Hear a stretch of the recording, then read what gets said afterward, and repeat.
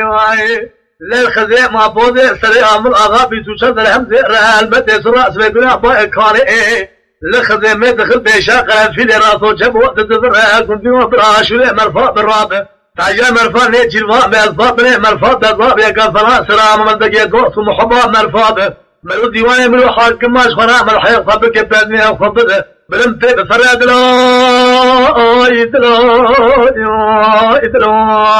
واخي دار البنات الجي فايشان المعنى تلو الربي ايش ونا فايشان سرايا تقوى هي برا هرجاني سوي سلو اي دلو واخي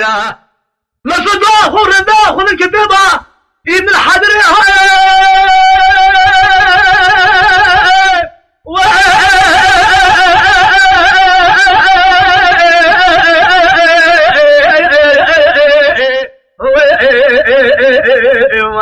ابن الحجر واي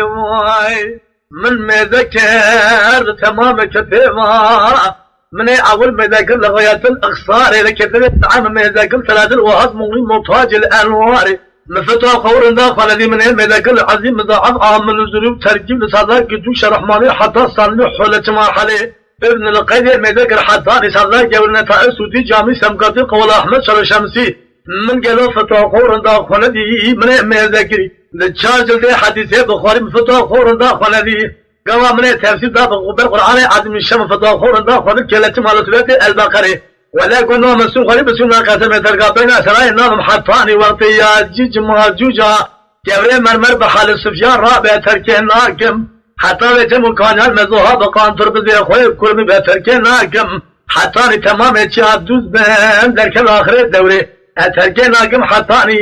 تجال مغوري اتركين ناكم حتى عيسى بيرخم بجبونا كشتنا تجال ورا أرض تجال بكل رابع حشر ومشر